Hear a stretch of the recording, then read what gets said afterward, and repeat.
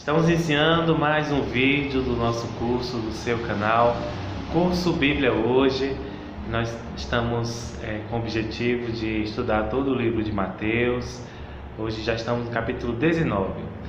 E como você está vendo aqui do meu lado está meu amigo Lucas, hoje no lugar do nosso missionário Guilherme, que já está viajando para Campo Formoso, onde realizará nos próximos dias o seu casamento. Ele está organizando tudo.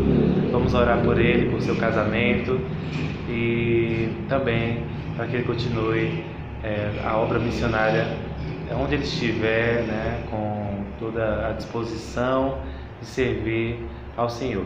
E é sobre isso que nós vamos falar um pouquinho hoje, sobre o servir. Por isso que eu chamei em especial nosso amigo Lucas, que está sempre conosco nas nossas caminhadas, nas visitas, nos estudos, e ele entendeu que realmente ele é um discípulo de Jesus, que ele precisa fazer o chamado que o Senhor tem para as nossas vidas, que é fazer discípulos, que é servir ao Senhor onde a gente estiver.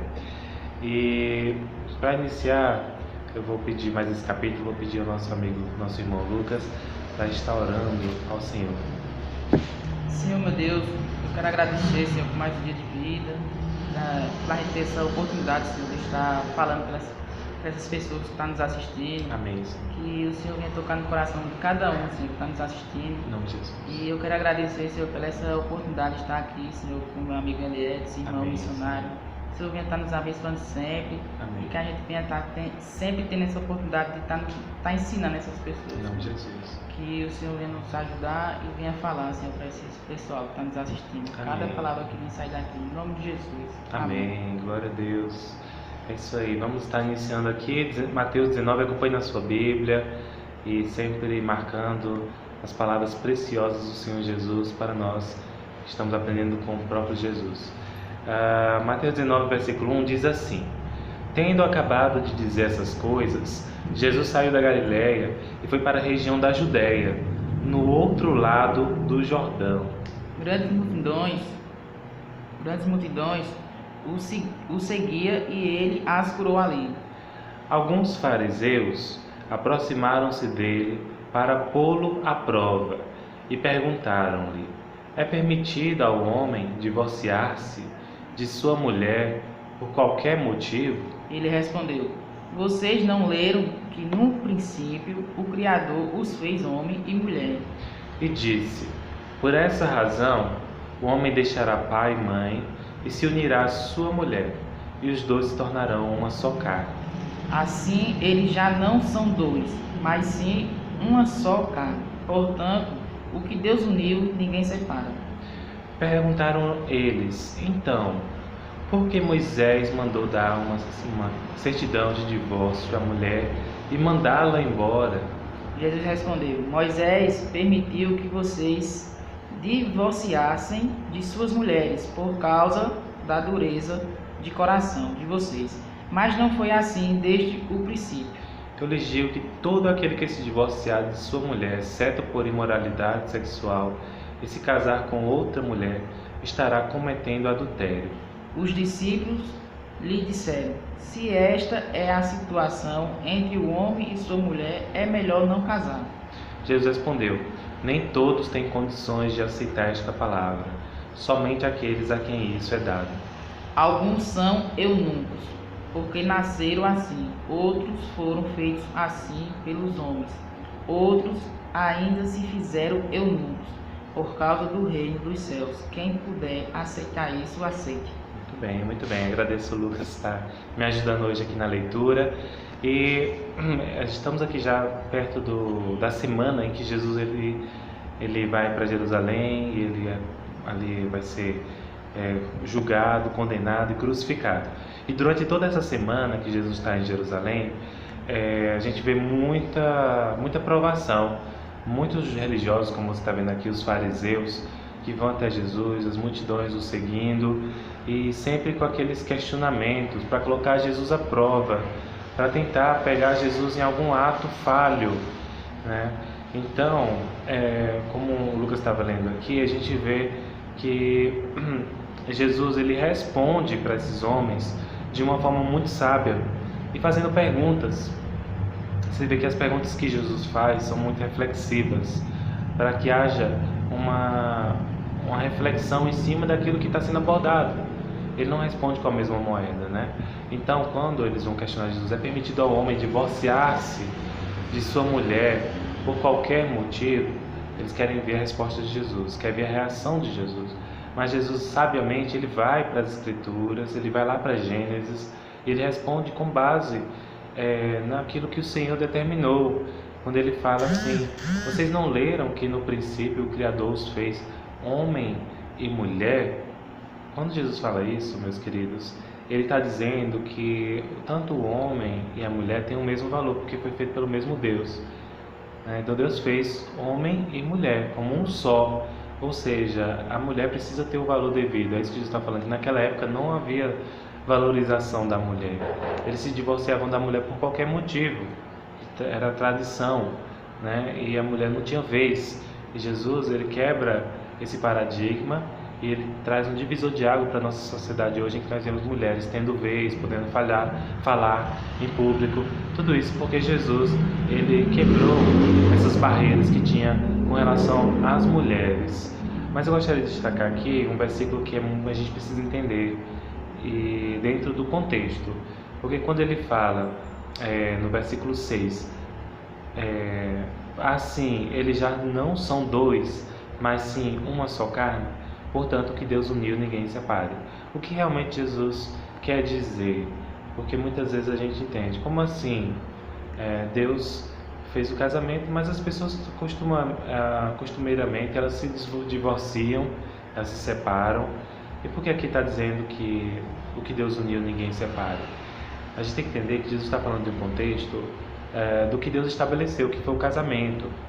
Então, o que realmente o texto está querendo dizer é que quando Deus estabeleceu o casamento, nunca houve e nunca deixou de haver o casamento. Sempre vai haver, porque foi estabelecido por Deus. Por mais que o homem tente várias formas de se instituir a família, mas o casamento, da forma como Deus uniu homem e mulher, sempre vai existir. Isso nenhum homem e ninguém pode acabar, tá bom? Então, o que realmente Jesus quer dizer aqui não é especificamente de um homem e uma mulher que se separam, mas do casamento de modo geral, que nunca vai se acabar, porque Deus estabeleceu a família, foi constituído por Deus, e não vai ter fim até Ele voltar e estabelecer novos céus e nova terra, e o seu reinado ser predominante. Seremos um só nele, né? Muito bem, então eu gostaria de destacar essa parte até aqui, mas vamos continuar a leitura do texto e você vai continuar aprendendo com o próprio Jesus, o discipulado dele.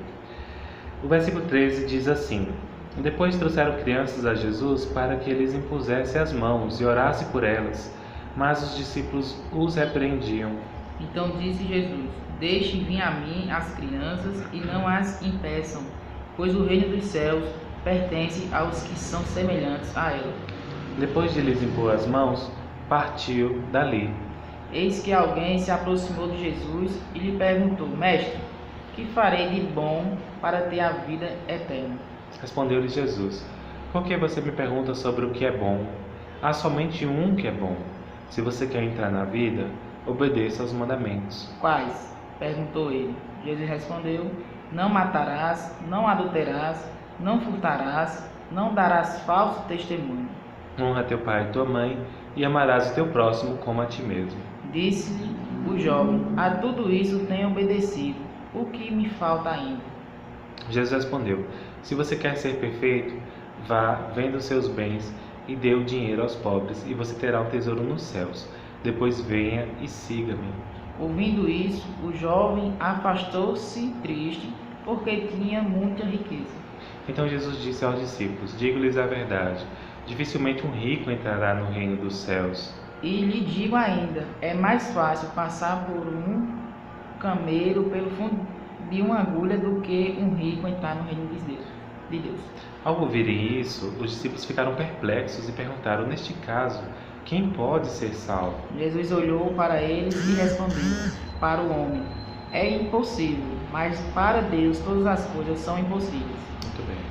Olha, interessante que o jovem rico, ele é um exemplo de uma pessoa naquela época muito abençoado por Deus. Porque, por exemplo, lembramos de Salomão, Davi, eram homens ricos, reis, Jó, Abraão, que tinham muitas riquezas.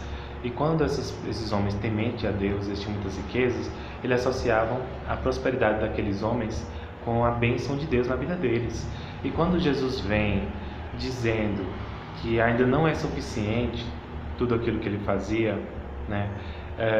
E que aquele jovem sai triste por não estar disposto a seguir Jesus, aí os discípulos perguntam: mas se esse homem que é temente a Deus, homem próspero, abençoado por Deus, ele, no caso, não está disposto a seguir a Cristo e ter a vida eterna, quem vai ser salvo?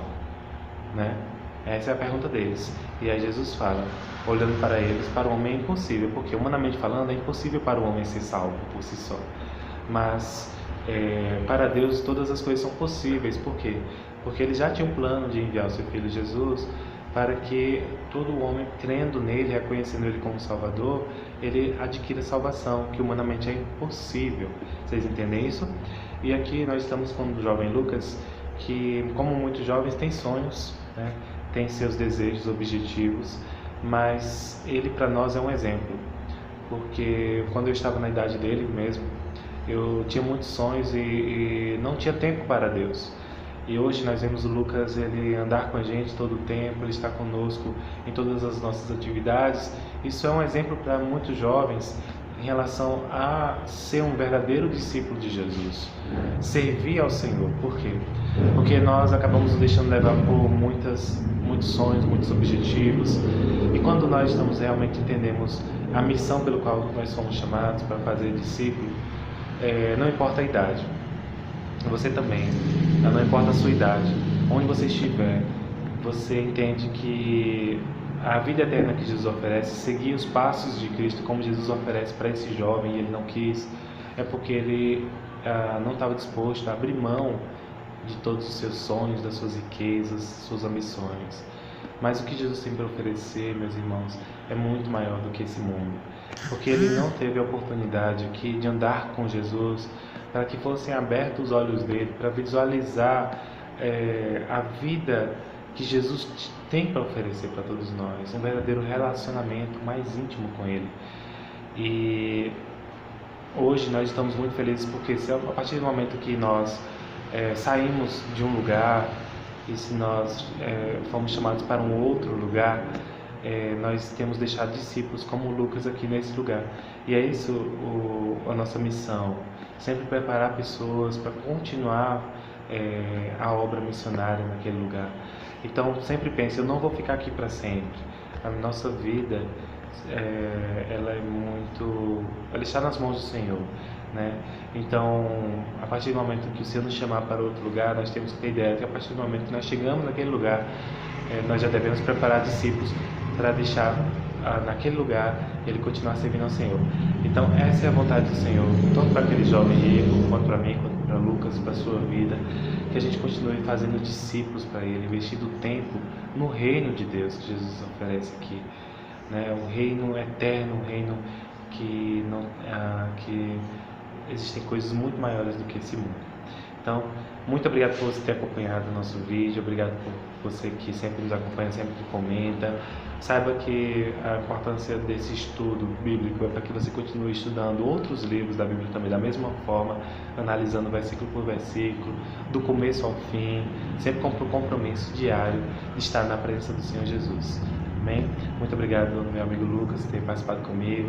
Eu estou muito feliz por ele estar aqui com a gente, nos apoiando tanto, e que ele possa crescer cada vez mais no conhecimento do Evangelho do Senhor Jesus Cristo, a vida eterna nele. Amém? Muito obrigado aí, gente. Fica na paz do Senhor Jesus. Até mais, viu?